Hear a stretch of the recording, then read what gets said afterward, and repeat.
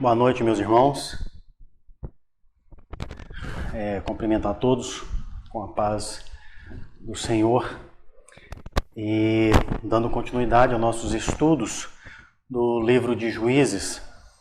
Convido os irmãos a abrirem as suas Bíblias, então, no livro dos Juízes, capítulo de número 4. Hoje nós veremos o capítulo de número 4 e o capítulo 5, onde nós veremos primeiro todo o capítulo 4, que narra, então de uma forma literal, o período de Débora e Baraque, e o capítulo 5 depois, que narra a mesma história, só que agora de uma outra perspectiva.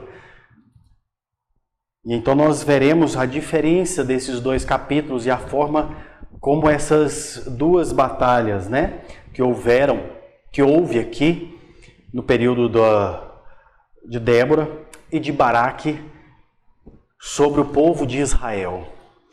Mas antes eu convido os irmãos e a todos vocês que estão nos acompanhando, que você abaixe a sua cabeça e que a gente dedique agora um momento de oração ao nosso Deus. Vamos orar.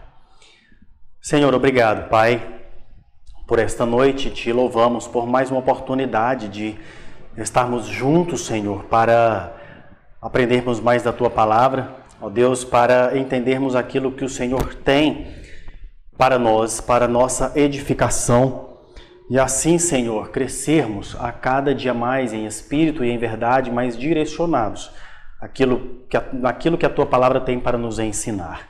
Por isso, ó Deus, cative agora todo o nosso foco, toda a nossa atenção para a Tua Palavra, Senhor. Que seja um momento realmente de dedicação ao Senhor, de busca, e para assim, Senhor, sairmos daqui edificados. É o que nós te louvamos, Pai, e te agradecemos assim, em o nome de Jesus. Amém. Juízes, capítulo 4. Vamos fazer a leitura. Os filhos de Israel tornaram a fazer o que era mal aos olhos do Senhor, depois da morte de Eude. E o Senhor os entregou nas mãos de Jabim, rei de Canaã, que governava Azor. O comandante do seu exército era Sísera, que morava em Arosete-Ragoim. Os filhos de Israel clamaram ao Senhor, porque Jabim tinha 900 carros de ferro e durante 20 anos oprimia duramente os filhos de Israel. Débora, profetisa, esposa de Lapidote, julgava Israel naquele tempo. Ela atendia debaixo da palmeira de Débora, entre Ramá e Betel, na região montanhosa de Efraim. E os filhos de Israel vinham até ali para apresentar as suas questões. Débora mandou chamar Baraque, filho de Abinoão, de Quedes de Naftali, e lhe disse: O Senhor, Deus de Israel, deu a seguinte ordem: Vá e reúna os seus homens no monte Tabor, escolhendo 10.000 homens dos filhos de Naftali e dos filhos de Zebulon. Eu farei com que Sísera, comandante do exército de Jabim, se dirija até você junto ao ribeiro de Quizon, com os seus carros de guerra e as suas tropas, e eu o entregarei nas suas mãos.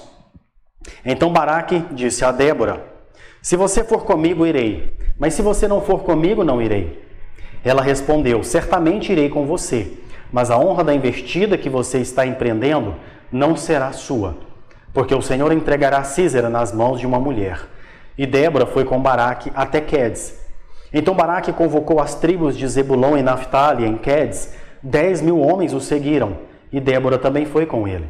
Ora, Éber, o queneu, tinha se afastado dos queneus dos filhos de Jobabe, sogro de Moisés, e havia armado as suas tendas até o carvalho de Zaananim, que fica perto de Quedes. Anunciaram a Sísera que Baraque, filho de Abinoão, tinha subido ao monte Tabor. Sísera convocou todos os seus carros de guerra, 900 carros de guerra, e todo o povo que estava com ele em Arosete-Ragoim para o ribeiro de Quizon. Então Débora disse a Baraque: Prepare-se, porque este é o dia em que o Senhor entregou Sísera em suas mãos. Não é verdade que o Senhor está indo à sua frente? Então Baraque desceu do monte Tabor, e 10.000 homens o seguiram. E o Senhor derrotou Sísera, todos os seus carros de guerra e todo o seu exército a fio da espada. diante de Baraque e Sísera, saltou do seu carro e fugiu a pé.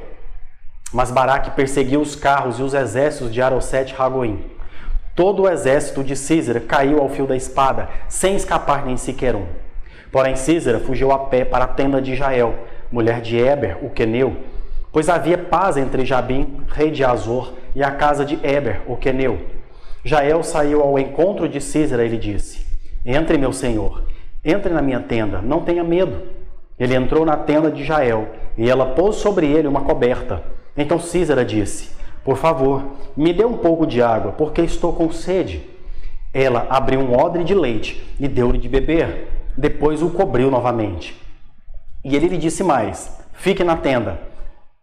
Fique na porta da tenda. Se alguém vier e perguntar se há alguém aqui, responda que não. Então Jael, mulher de Éber, pegou uma estaca da tenda e, lançando mão de um martelo, foi de mansinho até perto dele. Ele cravou a estaca na têmpora, de modo que ele penetrou na terra. Ele estava exausto e dormia profundamente, e foi assim que morreu. E eis que quando Baraque estava perseguindo Sísera, Jael saiu ao encontro dele e lhe disse: venha, eu lhe mostrarei o homem que você está procurando. Ele a seguiu, e eis que Sísera estava caído morto, com a estaca fincada na têmpora. Assim, naquele dia, Deus humilhou Jabim, rei de Canaã, diante dos filhos de Israel. E cada vez mais a mão dos filhos de Israel prevalecia contra Jabim, rei de Canaã, até que o exterminaram. Amém. O livro de Juízes, ele tem uma forma distinta de narrar as tragédias e as trágicas consequências da quebra da aliança e dos descréditos da promessa que o Senhor havia feito. Agora o foco sai um pouco das tribos do sul e vão para as tribos que estão mais ao norte, como Efraim, Naftali, Zebulon, e um grande conflito que vai envolver pelo menos agora 6 tribos. Neste texto, claramente, temos um progresso indo em direção ao declínio e à decadência da liderança, e em especial a liderança masculina. Vamos ter personagens como Jabim, rei de Canaã, e Sísera, seu comandante, que vinham oprimindo duramente o povo de Israel. E Baraque, Débora e Jael, que nos ensinarão que, mesmo quando os homens mais fracos e hesitantes, Deus pode alcançar os seus propósitos. Mesmo que por meio de instrumentos improváveis, o Senhor pode cumprir, e Ele cumpre os seus propósitos, porque só Ele é Rei poderoso, que tem compaixão para com o seu povo e é digno da sua vocação. Então este será o último texto que terá tempo de paz entre o povo. Porque como nós percebemos, passando aqui por Otiniel, depois vendo sobre Eude, que foi o segundo juiz, e logo à frente nós passamos também sobre Sangar, que cita apenas um versículo, que é o versículo 31 do capítulo 3, fala rapidamente sobre ele. E agora então, passando por todos esses, eles falam que houve tempo de paz após a condução desses juízes. Mas agora nesse período de Débora e Baraque, este é o último texto onde ele falará em tempo de paz. Mas não virá nas mãos de juízes, mas virá das mãos de mulheres em Israel. E isso é uma quebra de expectativas, uma vez que eram esperados homens nesse cargo, de trazer paz para Israel. Podemos dizer, portanto, que o tema do texto em questão é a decadência da qualidade da liderança masculina em Israel. E diante disso, podemos então nos perguntar, o que aprendemos sobre tempos de decadências assim? Quais são as consequências de um eclipse na liderança masculina em Israel? O que acontece quando a qualidade dos homens, do povo de Deus, cai? O que acontece quando a fórmula não havia mais rei em Israel se converte agora para a fórmula não há homem aqui? Conforme observado aqui no versículo 20 que nós lemos. E eu gostaria de colocar para nós esta noite e que nós podemos aprender que a decadência da qualidade da liderança masculina em Israel, ela vai acarretar inimigos piores, ela vai acarretar em homens que são vacilantes e ela vai acarretar também em mulheres expostas. E eu quero explorar com vocês cada um desses pontos agora. Veja aí, acompanha comigo. Os versículos de 1 a 3, ele nos diz: os filhos de Israel tornaram a fazer o que era mal aos olhos do Senhor, depois da morte de Eude. E o Senhor os entregou nas mãos de Jabim, rei de Canaã, que governava Azor. O comandante do seu exército era Císera, que morava em Arosete-Ragoim.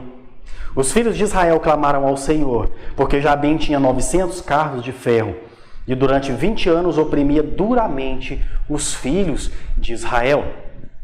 Depois então da morte de Otiniel, que era um midianita, que foi um grande juiz e deixou Israel no maior tempo de paz, que foi 80 anos, os israelitas voltaram a fazer o que era mal, na ausência de uma liderança. E o pecado então abundou sobre eles. Mas agora Deus não nos entregou na mão de um líder estrangeiro, mas a um rei em Canaã, que tinha a sua base na tribo de Naftali, que ficava mais ao norte. Percebam que não era um inimigo externo, era uma das nações que Deus havia deixado para testar e provar o seu povo. Eram nações agora que estavam convivendo com as tribos de Israel, em especial a tribo de Naftali, que se encontra mais ao norte. O rei desse povo cananita era Jabim, que tinha um comandante chamado Císera, que comandava à frente 900 carros de ferro, que era um símbolo de um poderio militar imenso, sem igual para aquele período. Entre outros relatos, porque quem tinha uma quantidade de carros de ferro, imagine a quantidade de guerreiros. O verso 3 diz que ele oprimia duramente, ou dependendo da versão que você estiver lendo, cruelmente o povo de Israel. Essa operação, então, durou um tempo de 20 anos consecutivos. É mais longo do que qualquer um dos períodos de opressão anteriores, como nós já citamos alguns juízes aqui. As expressões aqui são as mesmas usadas para descrever Faraó e a sua opressão e seu poderio, dito lá no Êxodo. Um grande símbolo do mal para Israel. É como se agora o autor do texto estivesse dizendo que a situação de Israel, mesmo na terra prometida, sem a liderança capacitada por Deus, é a mesma de quando estavam no Egito. Estavam sendo oprimidos, estavam sendo aprisionados, escravos dentro da terra que Deus havia dado. Mas agora em um constrangedor retrocesso. Eles foram libertos, mas eles não estavam livres. E o que isso significa para nós nesses 3 primeiros versículos? Primeiro, o texto bíblico sempre mostrou que na ausência da condução do povo por uma liderança que nos guie em direção aos valores do reino, os resultados seriam retrocessos fatais, que nos colocariam em situações de perigo. E o povo aqui está entrando sempre numa espiral de perigo. A condução do povo de Deus através de valores do reino não é algo opcional ou meramente um bônus que ele entregou, mas é fundamental para não sermos tragados por homens maus e homens cruéis. Na ausência então de homens guiados pelo Espírito Santo, que guia o povo de Deus nos caminhos da justiça, perecemos nas mãos de homens maus e homens cruéis. Este foi o primeiro ponto. O segundo, então, que nós vamos observar na decadência da qualidade da liderança masculina em Israel, além de acarretar em inimigos piores, também acarretará em homens vacilantes. Acompanhe comigo aí agora o que diz do versículo 4 até o versículo 16. Débora profetiza: esposa de Lapidote, julgava Israel naquele tempo. Ela atendia debaixo da palmeira de Débora, entre Ramá e Betel, na região montanhosa de Efraim, e os filhos de Israel vinham até ali para apresentar as suas questões.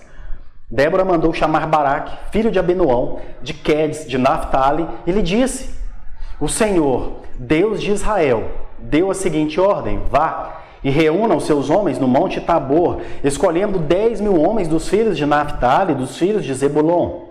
Eu farei com que Sísera, comandante do exército de Jabim, se dirija até você, junto ao ribeiro de Quizon, com os seus carros de guerra e as suas tropas, e eu o entregarei nas suas mãos. Então Baraque disse a Débora: se você for comigo, irei, mas se você não for comigo, não irei. Ela respondeu: certamente irei com você, mas a honra da investida que você está empreendendo não será sua, porque o Senhor entregará Sísera nas mãos de uma mulher. E Débora foi com Baraque até Quedes. Então Baraque convocou as tribos de Zebulon e Naphtali em Quedes. 10.000 homens o seguiram, e Débora foi também com ele. Ora, Éber, o queneu, tinha se afastado dos queneus, dos filhos de Obabe, sogro de Moisés, e havia armado as suas tendas até o carvalho de Zaananim, que fica perto de Quedes. Anunciaram a Sísera que Baraque, filho de Abinoão, tinha subido ao monte Tabor. Sísera convocou então os seus carros de guerra, 900 carros de guerra, e todo o povo que estava com ele em Arosete-Ragoim para o ribeiro de Quizon. Então Débora disse a Baraque: prepare-se, porque este é o dia em que o Senhor entregou Sísera em suas mãos. Não é verdade que o Senhor está indo à sua frente? Então Baraque desceu do monte Tabor, e 10.000 homens o seguiram. E o Senhor derrotou Sísera, todos os seus carros de guerra e todo o seu exército a fio de espada, diante de Baraque. E Sísera saltou do seu carro e fugiu a pé. Mas Baraque perseguiu os carros e os exércitos até Harosete-Ragoim. Todo o exército de Sísera caiu a fio de espada, sem escapar nem sequer um. Neste momento, então, surge Débora, uma mulher independente. Seu marido Lapidote, nada se sabe sobre ele, e a estrutura do texto quer dar ênfase ao fato de Débora ser mulher. O texto diz que ela estava julgando em Israel, no verso 4. Mas o que ela estava realmente fazendo ali? O termo hebraico é o mesmo dos outros juízes, mas Débora ela não liberta ninguém. E os juízes, eles eram salvadores, libertadores. Porém, Débora, ela não faz isso conforme observamos na leitura. Ela limita-se a falar apenas. Débora, o significado deste nome é abelha, mas ela também lembra o termo hebraico Deber, que significa palavra. Ela apresentou o Deber de Deus. Ela buscou a vontade de Yahvé e Débora reagiu a esse chamado, chamando a Baraque. Tanto Hebreus 11:32 e 1 Samuel 12:11 mencionam Baraque nessa investida, mas não falam sobre Débora. Porque ela, como veremos lá no capítulo 5, versículo 7, ela é chamada de mãe e não de juíza ou de libertadora do povo nesta situação. A verdade é que o povo estava sendo oprimido e eles procuravam Débora para o julgamento. Ela chamou Baraque para libertá-los então desse julgamento. Mas porque o povo procurava a profetisa Débora? Não havia homens para executar essa tarefa em Israel? Haviam desaparecido então os Calebs, os Otiniéis, os Eudes? Cadê os homens de Israel? Por que Débora? Em nenhum outro lugar uma mulher assume um papel em Israel. O texto aqui, ele não está destacando a nobreza de uma mulher. Ele está, acima de tudo, mostrando o vacilo dos homens em Israel, a começar pelo marido de Débora. Se nós observarmos aqui, é dito no verso 4 apenas que ela tinha um esposo chamado Lapidote. Não traça mais nada sobre a história desse homem. A situação é tão vergonhosa que Débora profetiza, chama a Baraque de Naphtali, lugar onde Jabim, o rei de Canaã, estava. Ele fala em nome do Senhor para ele ir lutar. Ela diz isso a ele, que o Senhor havia lhe entregado Císera nas mãos. Mas qual foi a reação de Baraque? Ele diz, olha, não vou. Só vou se você for comigo. Isso está no versículo 8 e no versículo 9. Muitos comentadores espiritualizam e eles romantizam aqui esse texto, dizendo que Baraque ele está sendo vacilante como Moisés, como Gideão e outros grandes homens foram. Na verdade, Baraque, ele está sendo um covarde, porque a palavra de Deus veio a ele como para outros juízes. Contudo, ele ainda não tinha aprendido, olhando para Calebe, para Otiniel e para Eude, que a chamada divina ela nunca vem só. É sempre acompanhado pela provisão divina. É isso que Débora diz para ele, olha, eis que o Senhor entregou em tuas mãos. O texto também fala que Deus já ia enviar no versículo 7, olha, eu vou mandar Císera, o comandante do exército, que ele vá até você, até Baraque, e o Senhor te entregará nas suas mãos diante do ribeiro de Quizon. Cadê a posição deste homem? Contudo, ele ainda não tinha aprendido isso. De maneira que Paulo, lá em 2 Coríntios 3, 5 e 6, referindo-se a todos quantos são chamados para o serviço de Deus, veja o que Paulo diz. Não que por nós mesmos sejamos capazes de pensar coisa alguma, como se partisse de nós mesmos. Pelo contrário, a nossa suficiência vem de Deus, que nos habilitou para sermos ministros. Como eu disse, quando Deus nos chama, essa capacitação, esse chamado não vem só, ele vem com uma capacitação. Deus já agiu antecipadamente antes de nos chamar. Para mim, para você, homem, Deus já nos chamou para a nossa tarefa. Tanto que os verbos aqui que são usados no texto, o verbo traga e o verbo marche, que está no versículo 6 e 7, ele ressalta que a ação do Senhor estaria em harmonia com a de Baraque. Ambos contribuiriam para a estratégia divina, porque o Senhor já lhe tinha entregado os seus inimigos. Veja que o texto também rompe aqui uma sequência para falar de Éber, que era esposo de Jael, um estrangeiro que, assim como Calebe e Otiniel, tornaram-se povo de Deus, ligando-se à tribo de Judá. Aqui ele está aliado de Jabim. O verso 17 diz isso para nós, que vivia em paz a casa de Éber e o rei Jabim. Veja, eles já tinham feito união, as alianças. Ele estava traindo a sua própria família e os seus correligionários.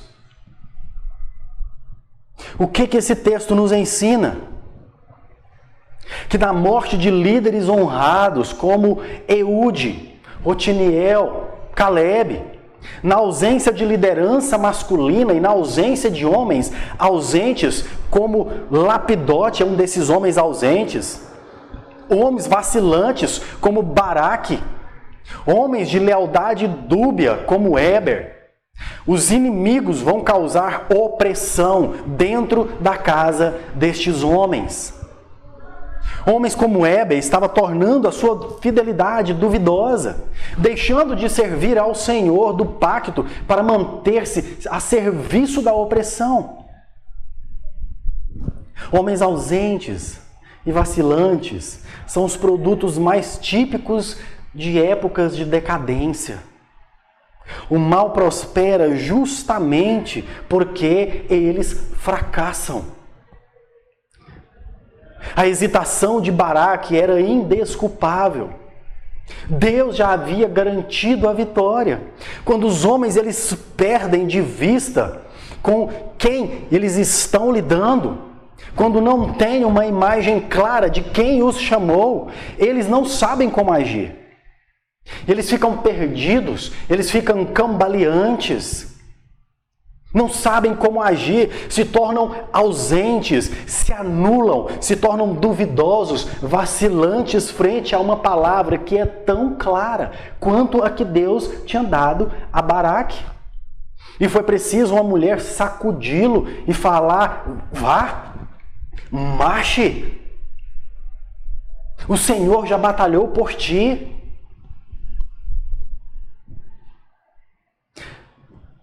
Então, o que nós podemos ver, irmãos, no segundo ponto, agora indo para o nosso terceiro, é que a decadência e a qualidade da liderança humana de Israel, além de acarretar inimigos piores, além de acarretar homens vacilantes, vai acarretar também em mulheres que ficarão expostas. Acompanhe aí no versículo 17 até o 24. Diz assim: porém Sísera fugiu a pé para a tenda de Jael, mulher de Heber, o queneu, pois havia paz entre Jabim, rei de Azor, e a casa de Heber, o queneu. Jael saiu ao encontro de Sísera e lhe disse: entre, meu senhor, entre na minha tenda, não tenha medo. Ele entrou na tenda de Jael e ela pôs sobre ele uma coberta. Então Sísera disse: por favor, me dê um pouco de água, porque estou com sede. Preste atenção. Ela abriu um odre de leite e deu-lhe de beber. Depois o cobriu novamente. E ele lhe disse mais: fique na porta da tenda. Se alguém vier a perguntar se há alguém aqui, responda que não. Então Jael, mulher de Heber, perguntou, pegou uma estaca da tenda e, lançando mão de um martelo, foi de mansinho até perto dele. Ele cravou a estaca na têmpora, de modo que ela penetrou na terra. Ele estava exausto e dormia profundamente, e foi assim que morreu. E eis que quando Baraque estava perseguindo Sísera, Jael saiu ao encontro dele. Ele disse: venha, eu lhe mostrarei o homem que você está procurando. Ele a seguiu, e eis que Sísera estava caído morto, com a estaca fincada na têmpora. Assim, naquele dia, Deus humilhou Jabim, rei de Canaã, diante dos filhos de Israel. E cada vez mais a mão dos filhos de Israel prevalecia contra Jabim, rei de Canaã, até que o exterminaram. A exposição das mulheres já havia começado antes, com Débora vivendo do lado de fora de Betel. Ela atendia numa palmeira, fora dos muros da cidade. Ela estava exposta e recebendo as pessoas para o juízo, sendo levada para a guerra por meio de Baraque. Essa nunca foi a ordem de Deus para as mulheres em Israel. O próprio Deus não enviou Débora para a batalha. Caso ele quisesse, ele poderia ter feito, mas não o fez. Quem levou Débora para a batalha foi um homem vacilante, foi um homem inseguro. Mas em Jael, essa exposição, ela assume níveis mais terríveis ainda. A começar dela ser esposa de Heber. Era pior casada do que Débora, pois tinha casado com um homem que era traidor, algo que ela mesma não foi. Ela foi usada por Deus e Sísera foi entregue nas suas mãos. As palavras hebraicas, há muitas palavras hebraicas difíceis nesse texto, que às vezes torna até difícil a interpretação, se torna um desafio. Porque o que as nossas Bíblias, elas traduzem aqui como têmpora ou fonte, ela pode ser a boca de Sísera. E o termo exausto aparece apenas 5 vezes na Bíblia. Há também o termo cravar a estaca, que está no versículo 21, que aparece novamente em Juízes, mas lá na frente na história de Dalila, que também derruba Sansão com o sono, no capítulo 16, versículo 14. O autor de Juízes, ele quer fazer uma conexão entre Jael e Sísera, e Sansão e Dalila. Tudo faz crer que existe uma identificação libidinosa entre a tenda de Jael e Sísera, que aos seus pés se encurvou. Isso no versículo, está no capítulo 5, verso 7, que nós veremos. O mesmo termo é usado com a mulher adúltera, que está lá em Provérbios 7, de 10 a 23, e também no capítulo 9, de 15 a 16. Vejam e percebam os termos. Uma estudiosa chamada Pamela Reis, ela chama a atenção para o fato de o termo samak em hebraico, que significa cobriu com, que está aqui nos versos 18 e 19, porque as Bíblias colocam como tapete, cobertou ou o cobriu, mas em toda a Bíblia aparece somente aqui como cobriu com. E essa estudiosa Pamela Reis, ela chama a atenção, pois este é o mesmo termo hebraico para deitar-se, inclinar-se e curvar-se, descansar ou apoiar. O mesmo termo que está lá no capítulo 16, verso 19, quando fala de Sansão e Dalila, quando Sansão deitado entre as pernas de Dalila, ele encontra a sua derrota. E foi isso que Jael fez por 2 vezes. Ela montou em Sísera como um animal de carga. E ela ainda humilha ainda mais, quando no verso 20, que nós podemos acompanhar, diz: e ele lhe disse mais, fique na porta da tenda. Se alguém vier e perguntar se há alguém aqui, responda que não. Ele pede para que ela fale: olha, não tem homem aqui, se alguém te perguntar. E realmente não havia homem de verdade ali dentro da tenda de Jael. E então, após matar Sísera, a palavra de Deus, através de Jael para Baraque, no verso 22, foi: vem até aqui. Este é um eco da acusação anterior de Débora sobre a vida de Baraque, contra ele. Robert Chichom Jr. diz que Baraque, olha o tanto que é pesado esse termo que ele traz, mas ele demonstra exatamente como é Baraque dentro desta história. Ele diz: Baraque foi castrado literalmente.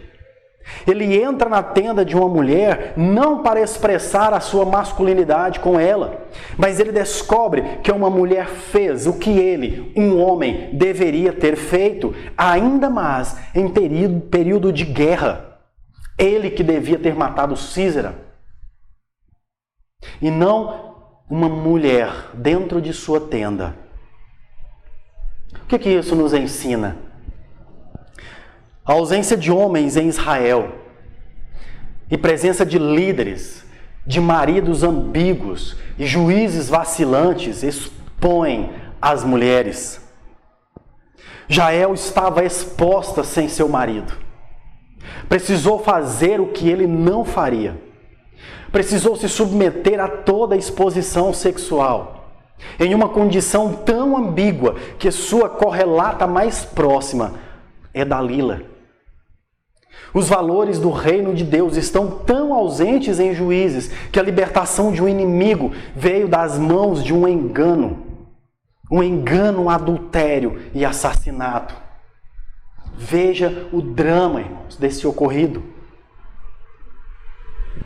E podemos concluir, a conclusão disso é que quando a fórmula não havia rei em Israel se converte em não há homem aqui, os inimigos se tornam muito piores e os homens se tornam cada vez mais vacilantes e as mulheres ficam cada vez mais expostas.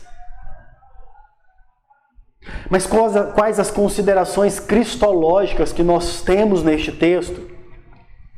O texto sobre o período de Débora e Jael aparece em 2 partes e em 2 gêneros distintos.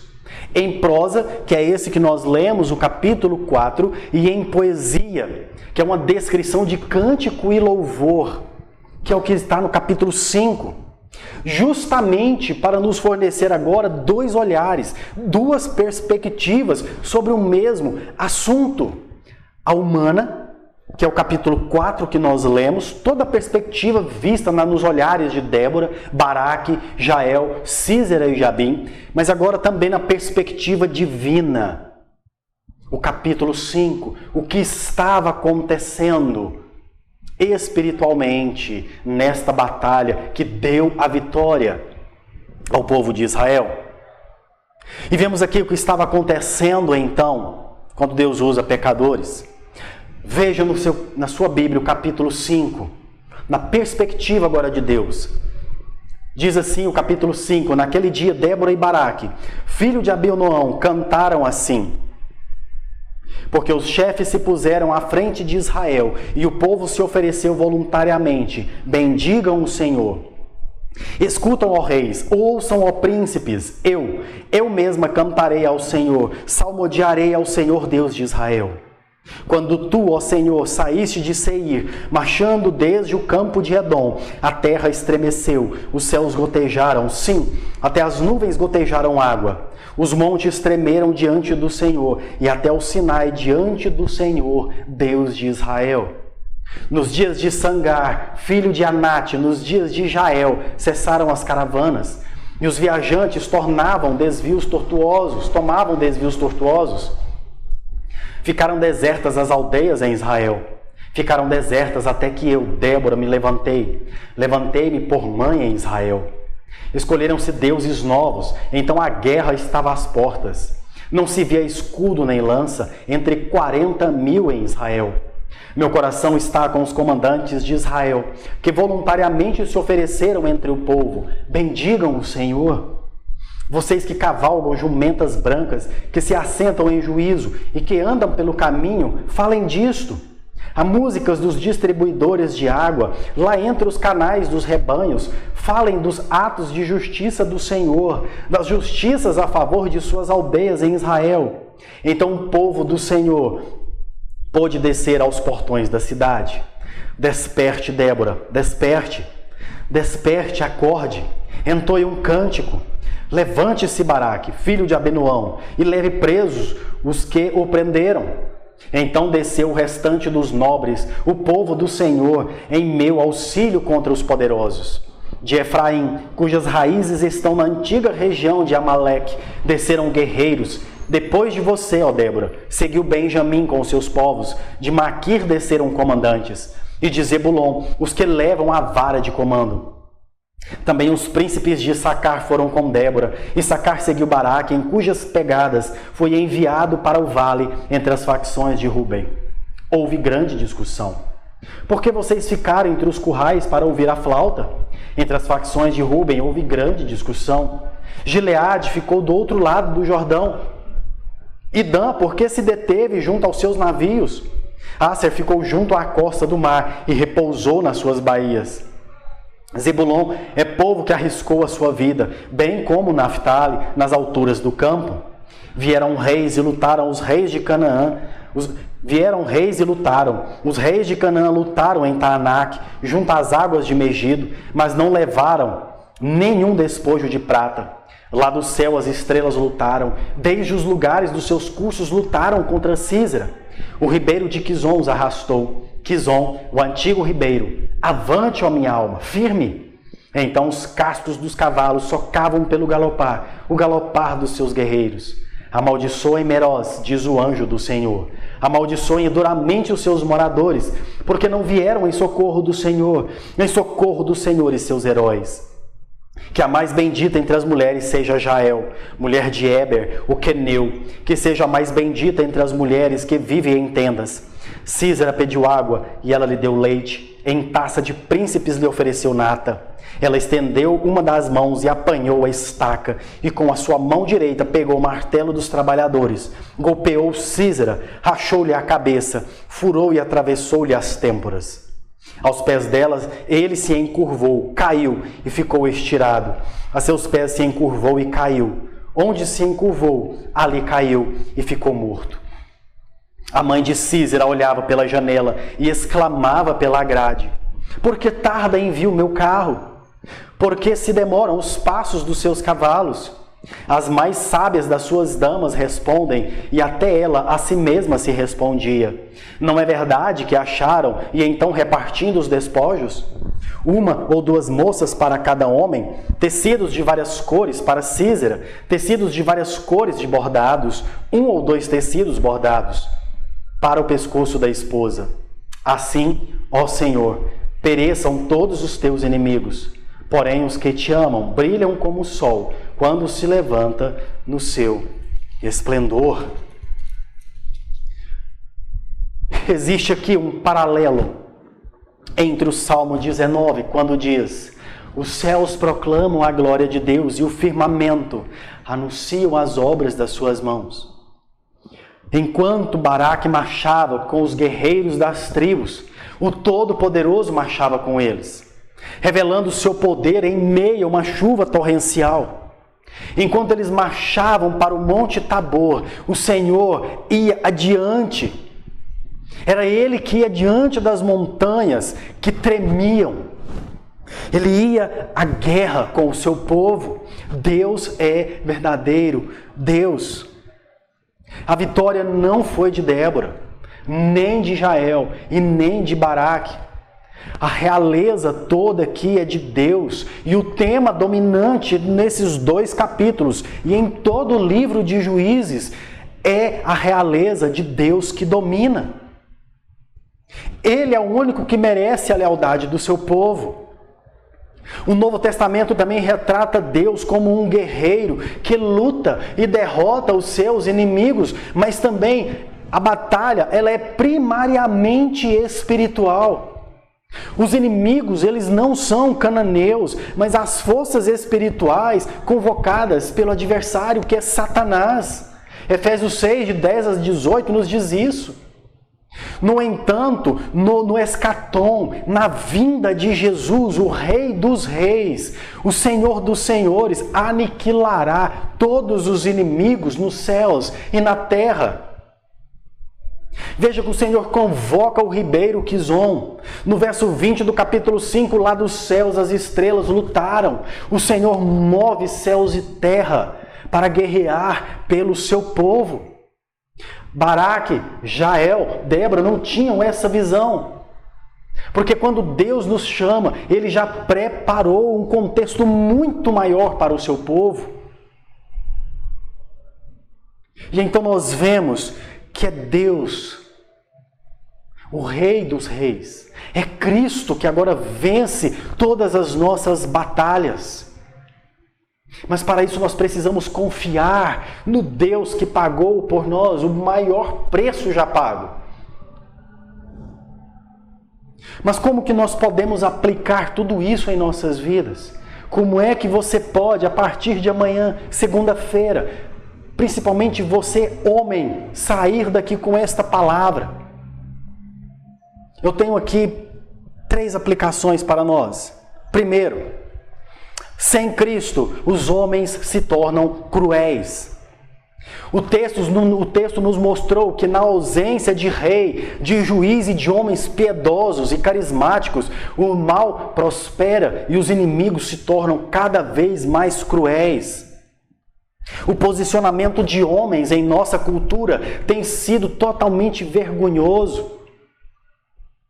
E isso só vem piorando e tem se agravado o que Juízes já estava vivenciando. Eles esqueceram do seu Deus. Não se tem dado prioridade aos filhos em ensinar sobre o Senhor. Não se tem mais ensinado aos filhos, meninos, homens, como serem homens. E assim cada um vai crescendo e fazendo o que é reto aos seus próprios olhos. Homens, se posicionem como guerreiros do Senhor. Segundo, depois de vermos que sem Cristo os homens se tornam cruéis, sem Cristo os homens se tornam vacilantes. Quando os homens perdem de vista com o que eles estão lutando, quando não têm uma imagem clara daquele que os chamou, eles não sabem como agir. Se tornam confusos, duvidosos, vacilam frente a uma palavra que foi clara de Deus para eles.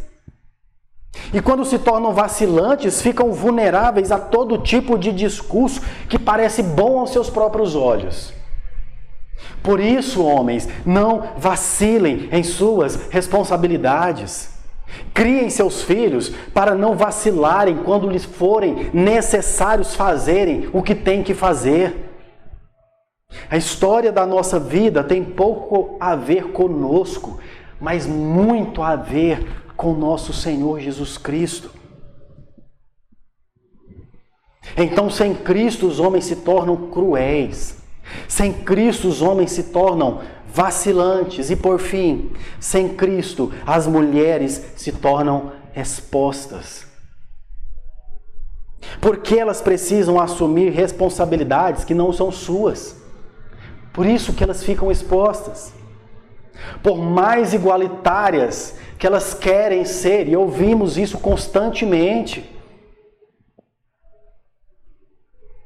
Por mais que elas busquem tudo isso, existem diferenças que nunca reformas sociais vão suprir. Nunca.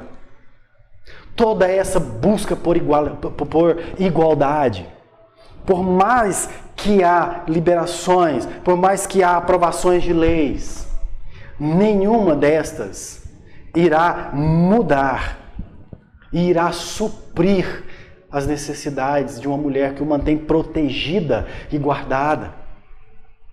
Sem homens que se entreguem e dão a vida como Cristo, as mulheres ficam sem proteção.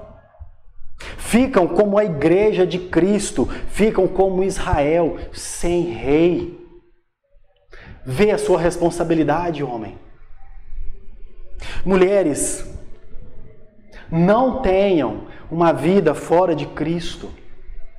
Encontrem nele o que vocês precisam e ajudem os homens ao seu redor a fazer o mesmo. Que esta palavra atinja o seu coração e te edifique. E que, acima de tudo, você perceba que os heróis desta batalha não é nenhum desses homens ou mulheres, mas é o Senhor Jesus e o seu domínio que move céus e terra para cumprir os seus propósitos. Que assim o Senhor nos abençoe. Vamos orar? Pai, novamente nós, na Tua presença, Senhor, nós nos rendemos à Tua palavra que é tão poderosa para nós.